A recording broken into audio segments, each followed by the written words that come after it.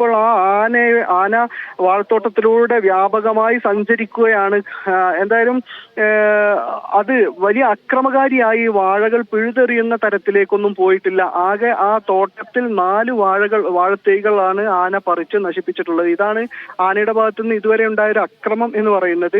നേരത്തെ ഈ ഒരല്പസമയം നേരം, ഒരു 15 മിനിറ്റോളം നേരം ഇത് ടൗണിലേക്ക് വന്നപ്പോൾ ചൂട് കൂടിയ ഒരു സന്ദർഭത്തിൽ ജനങ്ങൾക്ക് നേരെ ഒന്ന് ചീറിയടുക്കുകയും ചെയ്തു. അതും അക്രമങ്ങൾ ഉണ്ടാക്കില്ല, അതേസമയം ഇങ്ങനെ പ്രകോപിതനാവുന്ന ഒരു സാഹചര്യം ഉണ്ടായി. അത് ഒഴിച്ചു നിർത്തിയാൽ ഇന്ന് മണിക്കൂറുകളായിട്ടും ആന ഇതുവരെ മറ്റെന്തെങ്കിലും തരത്തിൽ അക്രമങ്ങൾ ഉണ്ടാക്കിയിട്ടില്ല. വസ്തുവകകൾ നശിപ്പിക്കുകയോ ജനങ്ങൾക്ക് ഹാനി വരുത്തുകയോ ഒന്നും ചെയ്തിട്ടില്ല.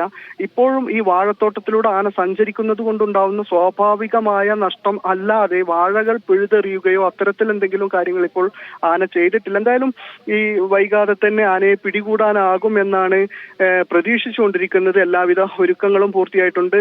ഇവിടെ വെറ്റിനറി ഡോക്ടറുടെ നേതൃത്വത്തിലുള്ള സംഘമുണ്ട്, RRT അംഗങ്ങളുണ്ട്. അതുപോലെ തന്നെ മാർട്ടിൻ ലോവൽ, ഇവിടുത്തെ Wayanad north DFO Martin Lowell, south DFO Shajana Kareem, ജില്ലാ പഞ്ചായത്ത് പ്രസിഡന്റ് ഷംസാദ് മരക്കാർ, നേരത്തെ ഇവിടെ ജില്ലാ കളക്ടർ എത്തിയിരുന്നു, ഡോക്ടർ രേണുരാജ് ഉണ്ടായിരുന്നു. അവരെല്ലാവരും തന്നെ ഏകോപിച്ചാണ് കാര്യങ്ങളെല്ലാം നടത്തിക്കൊണ്ടിരിക്കുന്നത്. അതിനിടെ കർണാടകയിലെ വനംവകുപ്പുമായി കാര്യങ്ങൾ സംസാരിച്ച് ഈ ആനയുടെ കേസ് ഹിസ്റ്ററി ഈ വനംവകുപ്പ് പഠിച്ചിട്ടുണ്ട്. എന്തായാലും ഇപ്പോൾ ഏറ്റവും ശ്രദ്ധേയമായ കാര്യം, വാഴത്തോട്ടത്തിൽ മയക്കുവെടി വിദഗ്ധർ പ്രവേശിച്ചു കഴിഞ്ഞു. അത് അത്യന്തം സാഹസികമായൊരു ദൗത്യമാണ്. വാഴത്തോട്ടത്തിലൂടെയാണിപ്പോൾ മയക്കുവെടി വിദഗ്ധർ സഞ്ചരിച്ചുകൊണ്ടിരിക്കുന്നത്. അത് അല്പം അപകടകരമാണ്, സാഹസികമാണ്. ഈ വാഴത്തോട്ടത്തിലൂടെയുള്ള മൂവ്മെന്റ് മനുഷ്യർക്ക്, ആനയുടെ അത്ര എളുപ്പമല്ല. എന്തായാലും അവർ പക്ഷെ അതിന് തുനിഞ്ഞിരിക്കുന്നു. അവർ വാഴത്തോട്ടത്തിലേക്ക് ഇറങ്ങിയിരിക്കുന്നു. വാഴത്തോട്ടത്തിലൂടെ ആ വനം വകുപ്പ് ഉദ്യോഗസ്ഥർ സഞ്ചരിക്കുന്ന കാഴ്ചയാണ് നമ്മൾ കാണുന്നത്. തീർച്ചയായും അനീസ് അലി സൂചിപ്പിച്ചതുപോലെ തന്നെ വനംവകുപ്പ് ഉദ്യോഗസ്ഥർ ആ വാഴത്തോപ്പിലേക്ക് ഇറങ്ങിക്കഴിഞ്ഞിരിക്കുകയാണ്. മയക്കുവെടി വെക്കുവാൻ വേണ്ടി അവർ അതിനുള്ള ക്രമീകരണങ്ങളെല്ലാം തന്നെയും പൂർത്തിയാക്കി എന്നാണ് അനീസ് അലി അവിടെ നിന്നും റിപ്പോർട്ട് ചെയ്യുന്നത്. ആ ദൃശ്യങ്ങളിലേക്ക്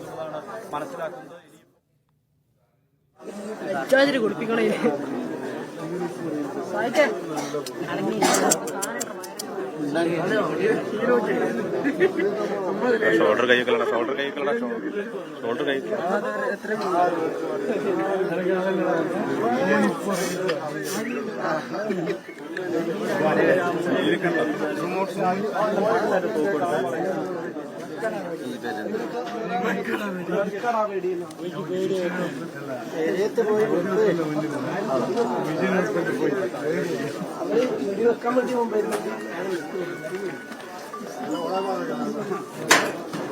അനീസ് അലി തുടരുന്നുണ്ട്. അനീസ്, ആ വാഴത്തോപ്പിൽ തന്നെ നിലയുറപ്പിച്ചിരിക്കുകയാണ് ആന.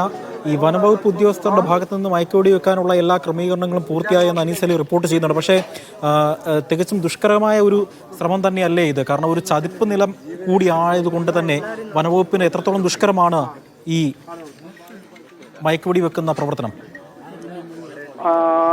ഇത് അല്പം സാഹസികമായ ദുഷ്കരമായ ഒരു പ്രവൃത്തി തന്നെയാണ്. പക്ഷെ ഇതല്ലാതെ മറ്റു മാർഗങ്ങൾ വനംവകുപ്പിന് മുമ്പിൽ ഇല്ല എന്നതാണ് ഏറ്റവും പ്രധാനപ്പെട്ട കാര്യം. മറ്റെന്തെങ്കിലും ഒരു മാർഗത്തിലൂടെ ആനയെ കാട്ടിൽ കയറ്റാനോ അല്ലെങ്കിൽ ഇവിടെ നിന്ന് ഈ ഭീതി ഒഴിവാക്കാനോ കഴിയാത്തൊരു സാഹചര്യമുണ്ട്.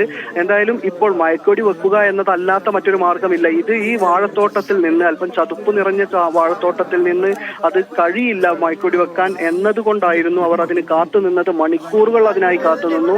ആദ്യം പടക്കം പൊട്ടിച്ച് ഇവിടെ നിന്ന് പുറത്ത് കടത്താൻ വേണ്ടി ശ്രമിച്ചു. എന്നാൽ അത് ഒരു പ്രതികരണവും ആനയിൽ ഉണ്ടാക്കിയില്ല. ആന നിന്ന നിൽപ്പിൽ തന്നെ 3.5 മണിക്കൂർ നേരം അത് അങ്ങനെ തന്നെ നിന്നു.